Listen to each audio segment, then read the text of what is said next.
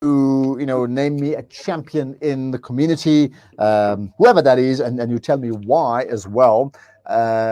Continue doing that, by the way. 061 766 0355. 061 766 0355. Okay, so every day around this time we go Jobu'rg to Kaapstad. With me is Goolam Fakir. Goolam, salamu alaikum. Hoe gaan het, bra? Wa alaikum salam wa rahmatullahi wa barakatuh. How are you, Ashraf? Yeah, very well, alhamdulillah. Absolutely, yeah. Right, so we're going to have some light-hearted. Yesterday was heavy, but fine. Yeah. What do you want to tell me today? Well, I think the one thing that a lot of people are going on about now, but before we get to the lighter side of things, just one thing that is two things actually that's still very heavy, if you want to call it that. The one thing is that we are very pleased to see that the Western Cape government is now they're making a concerted effort to place all those displaced learners from the first term. They've now found, certain spaces within certain communities and at schools to place those learners. So that's a great thumbs up. By Monday, I would like to speak to the Minister of the Western Cape to basically give us the latest stats around that. So inshallah, we give them till Friday. Because here in Cape Town, we hold them all accountable for that. So that's the first thing. The second thing is, I'm glad you do. Yeah, the second thing is, Ashraf, obviously our hearts and our prayers and everything, especially now in the last 10 days of Ramadan, it goes out, to the communities out in India. We know that things are not looking good. We heard about the ship that was docked here in South Africa. I think it was in Durban and so forth.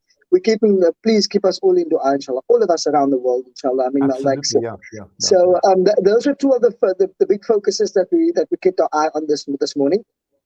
But Ashraf, did you go and buy your Labaran clothes already?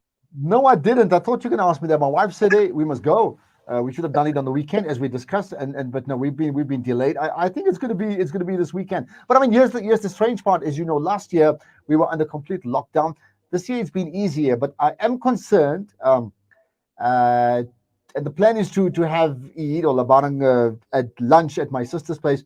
But I'm concerned about the rising numbers of COVID in the last few days, and that is something that cannot be taken lightly. So I think the idea about like a big event is out, but even if it's small, you almost have to have the type of social distancing that we talk about in the mosque, isn't it? Somewhere we need to make the compromise. So the question then is like, Labaran clearer for who? I mean, who do I want to show off for?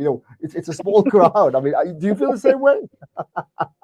Yeah, but I think Ashraf, a lot of people got it wrong. People think that Labaran klere, you need to go out and you need to go and buy new Labaran klere. And I just want to welcome VOC listener as well. That started tuning in as well. We are doing the live crossing with Salam Media with Ashraf, Garda, and myself, Goolam Fakir. And you know what, Ashraf, people I think got it wrong. They go and buy new clothes. We might just perhaps go and wear the best clothes, especially if you think of the scenario that you just painted now, that you cannot get into larger areas and so forth. You're going to go with your mom and your dad and perhaps your sisters and so forth. And it's going to be very small. So perhaps not go all out. Last year, like you mentioned, we were in lockdown. Daar was niks dat mense kan eintlik gedoen het. And this time around, we've got a little bit of that. We're on a lockdown level at the moment that allows us to go to malls and stuff and to go and get some clothing and whatever. But I think also to spare thought for those who cannot afford to do so as well. So here's my Labaran and itikaf story. As you know, the last 10 days, people who can are sitting for itikaf. Confinement, seclusion in the mosque. So there was this guy, let's just call him Yusuf, because I can't remember his name. Like Yusuf was sitting for itikaf and then he was missing, for a full day. Like, Yusuf, waar was jy, man? It's like, ach man, ek het my Labaran klere gaan koop, okay? Urban legend, don't ask me which mosque, don't ask me when. I've heard that story all through the years, okay, for the last 30 years of my life. So yeah, here we are. Goolam, glad you're chuckling. I wonder if anybody has ever done that. Don't even tell us about it. Goodness, Imams will be listening and say, "What are you encouraging?" Yeah. Okay. Salam to the listeners of Voice of the Cape. Great to connect with you guys as well and give us some feedback as well. All right, Goolam. Assalamu alaikum.